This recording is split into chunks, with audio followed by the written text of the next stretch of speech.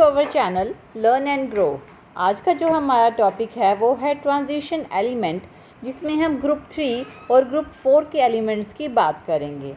सबसे पहले हम लेते हैं ग्रुप 3। ग्रुप 3 को स्कैंडियम ग्रुप भी कहा जाता है। स्कैंडियम ग्रुप इसे इसलिए कहा जाता है क्योंकि सबसे फर्स्ट नंबर पे इस ग्रुप में स्कैंडियम आता है, जिसे कि सिंबल है SC।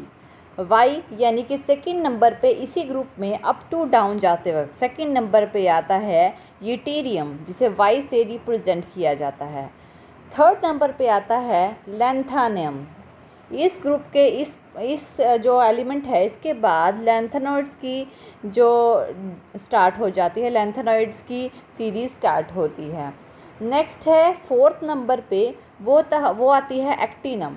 तो ये जो है ये ग्रुप 3 होता है। ग्रुप 3 के एलिमेंट्स स्कैंडियम, यूटेरियम, लैंथेनम और एक्टिनियम, ये हमारे 4 जो है एलिमेंट्स आते हैं। इनकी कॉन्फ़िगरेशन क्या होती है, N-1D14S2, जिसमें N जो होगा वो 427 हो सकता है।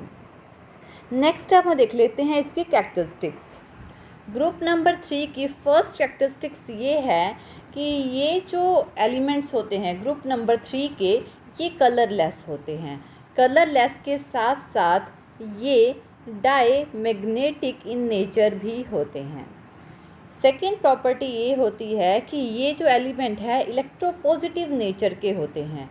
इलेक्ट्रोपॉजिटिव नेचर की होने की वजह से ये रिएक्टिव होते हैं। ये जो एलिमेंट्स होते हैं ये रिएक्टिव मेटल्स होते हैं।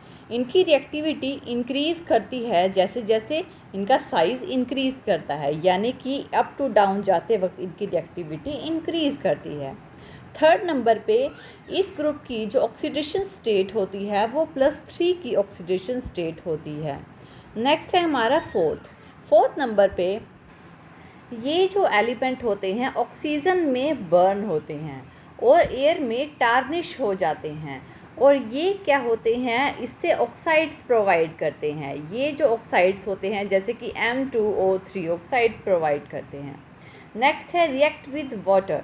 जब ये एलिमेंट वाटर के साथ रिएक्ट करते हैं तो H2 गैस यानी कि हाइड्रोजन गैस यहाँ से इवॉल्व होती है।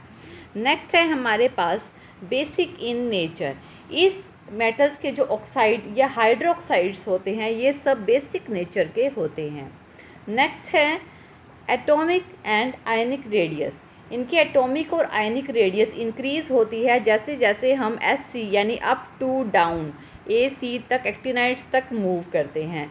ये जो एलिमेंट्स होते हैं M3 पॉजिटिव आयंस इनमें होते हैं, यानी 3 इलेक्ट्रॉन को ये डोनेट कर सकते हैं, इलेक्ट्रोपॉजिटिव होते हैं। नेक्स्ट है कॉम्प्लेक्स फॉर्मेशन। इनके में ये जो एलिमेंट्स होते हैं इस ग्रुप के एलिमेंट्स होते हैं, इनकी कॉम्प्लेक्सिटी डिक्रीज़ होती है जैसे कि हम ग्रुप में डाउनवर्ड मूव करते हैं। जैसे जैसे इनका साइज़ इंक्रीज़ होता है वैसे वैसे कम कॉम्प्लेक्स फॉर्मेशन ये करते हैं। नेक्स्ट ये तो हो गए इसके कैरेक्टरिस्टिक्स। लास्ट हम इसके थोड़े से यूजेस देख लेते हैं।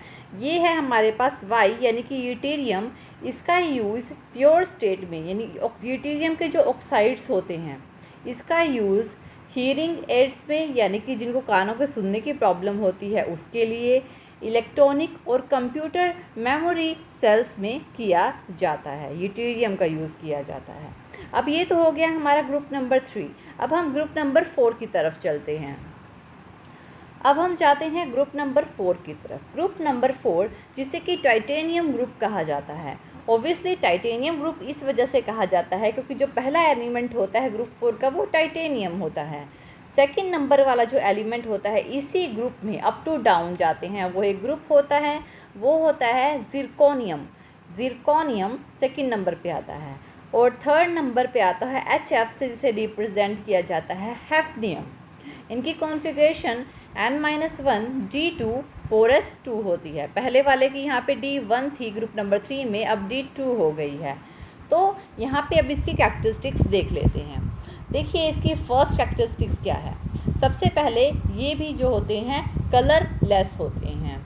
नेक्स्ट कलरलेस के साथ साथ ये डायमैग्नेटिक इन नेचर भी होते हैं। टाइटेनियम कंपाउंड जिसकी ऑक्सीडेशन स्टेट +3 होती है और ये जो है ये पैरामैग्नेटिक होता है, पैरामैग्नेटिक। और ये कलरलेस नहीं, जबकि ये कलरलेस नहीं होता, ये कलर्ड होता है, बाकी कलरलेस होते हैं। और बाकी सबके ऑक्सीडेशन स्टेट +4 होती है, और पैरामैग्नेटिक नेचर नहीं, डायमैग्नेटिक इन नेचर के होते हैं। नेक्स्ट है इनका मेल्टिंग और बॉइलिंग पॉइंट। ये जो होते हैं इस ग्रुप के एलिमेंट हार्ड मेटल के होते हैं, जिसकी वजह से इनका मेल्टिंग और बॉइलिंग पॉइंट हाई होता है। थर्ड नंबर पे इनकी ऑक्सीडेशन स्टेट +4 की होती है। जैसे कि मैं ऑलरेडी आपको बता चुकी हूँ, टाइटेनियम की ऑक्सीडेशन स्टेट +3 की होती है, और बाकी सबकी +4 की ऑक्सीडेशन स्टेट होती है। फोर्थ नंबर पे ये जो एलिमेंट्स होते हैं अनरिएक्टिव होते हैं रूम टेम्परेचर पे।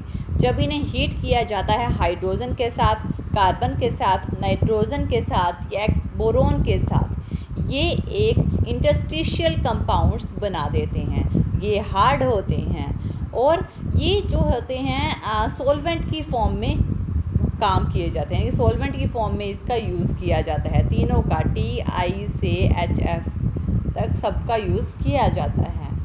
नेक्स्ट 5th नंबर पे है हमारे पास, अगर हम ZR और HF की बात करें, देखिए यानी कि ZR और HF इनका जो एटॉमिक जो रेडियस और आयनिक रेडियस होता है वो नियर अबाउट सेम होती है। ZR की एटॉमिक रेडियस 160 pm की होती है, HF की 159 pm की होती है, तो नियर अबाउट सेम होती है। और आयनिक रेडियस भी ZR 4 पॉजिटिव की 79 pm की होती है, HF 4 पॉजिटिव की 78 pf की होती है। इसलिए इनकी प्रॉपर्टी भी नियर अबाउट सिमिलर होती हैं। दोनों ही सिल्वर वाइट मेटल के होते हैं, और दोनों ही एक साथ मिलके मिनरल्स की फॉर्म होते हैं, मिनरल्स की फॉर्म में। अगर हम टाइटेनियम की बात करें, टाइटेनियम बहुत ही एबिडेंट है नेचर में, यानी कि एबिडेंट नेचर में पाया जाता है।